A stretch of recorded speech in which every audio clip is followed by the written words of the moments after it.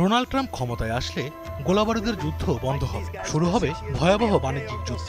এমন আন্দাজ অনেক আগে থেকেই ছিল বিশ্ববাসী। এই ধারণা বাস্তবে রূপ দিতে বেশ একটা সময় নেননি ট্রাম্প। হোয়াইট হাউসে প্রবেশ করেই বাজিয়ে দেন যুদ্ধের দামামা, যার শুরুটা করেছিলেন কানাডা, মেক্সিকো ও চীনের উপর আমদানি শুল্ক বাড়িয়ে। তবে এই যুদ্ধ এখন ক্রমশই বড় আকার ধারণ করছে, রূপ নিচ্ছে প্রতিশোধমূলক পদক্ষেপে।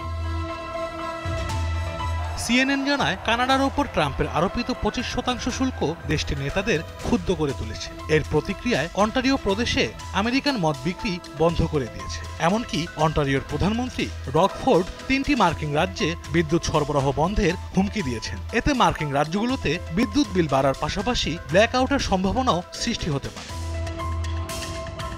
শুধু মেক্সিকো, কানাডা নয়, ট্রাম্পের বাণিজ্যিক যুদ্ধ আরো অনেক দেশের সঙ্গেই সম্পর্ক নষ্ট করছে। গত ফেব্রুয়ারিতে ট্রাম্পের 10% শুল্ক বৃদ্ধির প্রতিক্রিয়ায় পাল্টা শুল্ক আরোপ করেছে চীন। পাশাপাশি নতুন রপ্তানি নিয়ন্ত্রণ ব্যবস্থা চালু করেছে বেইজিং।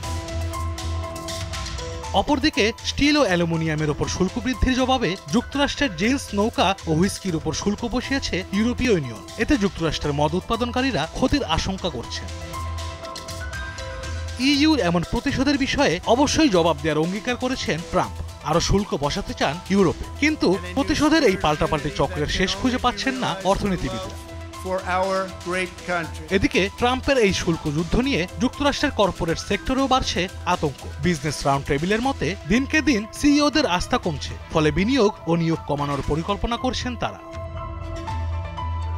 মার্কিন অর্থনীতি পুনর্গঠনের নামে ট্রাম্পের এসব কর্মকাণ্ডকে খামখেয়ালিপূর্ণ মনে করছেন দেশটির অধিকাংশ জনগণ। রয়টার্সের এক জরিপে দেখা যায়, অংশগ্রহণকারীদের প্রায় 57% মানুষ মনে করেন ট্রাম্পের শুল্ক আরোপকে ঘিরে বাণিজ্যিক যুদ্ধের সূচনা হবে, যা অর্থনীতির পাশাপাশি ভোক্তাদের উপর সরাসরি নেতিবাচক প্রভাব ফেলবে।